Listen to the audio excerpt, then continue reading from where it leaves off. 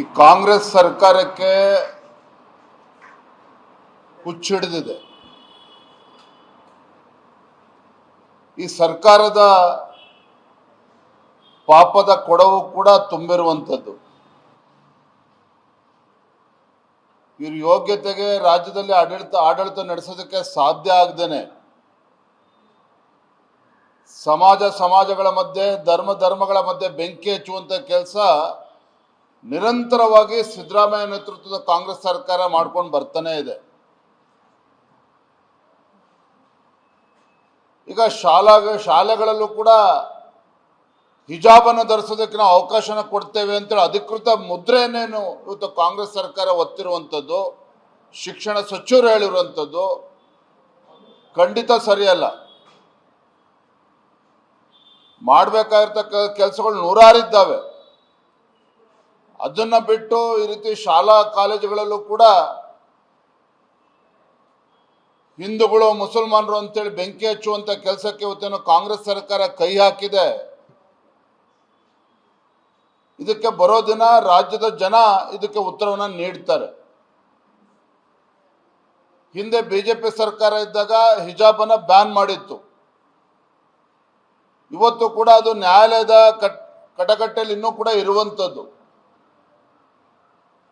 ಅಂದ್ರೆ ಅಲ್ಪಸಂಖ್ಯಾತರನ್ನ ಖುಷಿ ಪಡಿಸೋದಕ್ಕೆ ಯಾವ ಮಟ್ಟಕ್ಕೂ ಕೂಡ ಹೇಸೋದಿಲ್ಲ ಈ ಕಾಂಗ್ರೆಸ್ ಸರ್ಕಾರ ಅನ್ನೋದನ್ನ ತೋರಿಸ್ಕೊಟ್ಟಿದ್ದಾರೆ.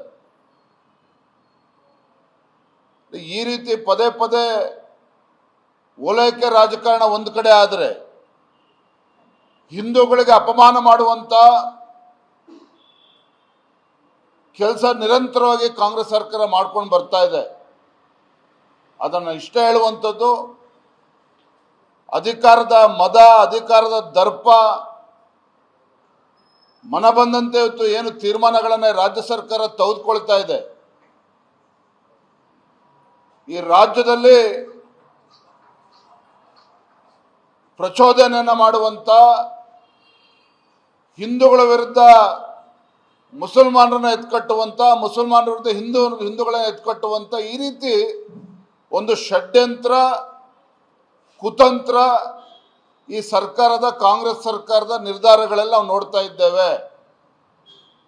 ಬಹುಶಃ ಕಾಂಗ್ರೆಸ್ನವ್ರಿಗೆ ಉಪಚುನಾವಣೆ ಗೆದ್ದಿದ್ದೇವೆ ಅನ್ನುವ ಅಮಲಿನಲ್ಲಿ ಈ ರೀತಿ ತೀರ್ಮಾನಗಳನ್ನು ಕೂಡ ತೆಗೆದುಕೊಳ್ತಾ ಇರಬಹುದು.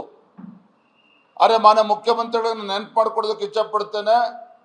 ಹಿಂದೂ ಕೂಡ 2018ರಲ್ಲಿ ಈ ಸರ್ಕಾರ, ಕಾಂಗ್ರೆಸ್ ಸರ್ಕಾರ ತೊಲಗೋಕ್ಕೂ ಮುಂಚಿತವಾಗಿ 2 ಉಪಚುನಾವಣೆಗಳು ಗೆದ್ದು ಆಮೇಲೆ ಯಾವ ರೀತಿ ಜನ ಪಾಠ ಕಲಿಸಿದ್ದಾರೆ, ಬಹುಶಃ ಅದನ್ನು ಮರ್ತಿದ್ದಾರೆ ಅಂತ ಕಾಣ್ತದೆ. ಹಾಗಾಗಿ ಸರ್ಕಾರ ಅಭಿವೃದ್ಧಿಗಳನ್ನ ಮರೆತು ಹಿಂದೂಗಳಿಗೆ ಅಪಮಾನ ಮಾಡಿಕೊಂಡು ಅಲ್ಪಸಂಖ್ಯಾತರ ಓಲೈಕೆ ರಾಜಕಾರಣ ಮಾಡ್ತಾ ಇದ್ದಾರೆ. ಇದೆಲ್ಲದಕ್ಕೂ ಕೂಡ ಇತಿಶ್ಯ ಆಡ್ತಕ್ಕಂಥ ದಿನಗಳು ಬಂದೇ ಬರ್ತದೆ. ಬಂದಂತ ಸಂದರ್ಭದಲ್ಲಿ ರಾಜ್ಯದ ಜನರು ಕೂಡ ಇದಕ್ಕೆ ಉತ್ತರವನ್ನು ನೀಡ್ತಾರೆ.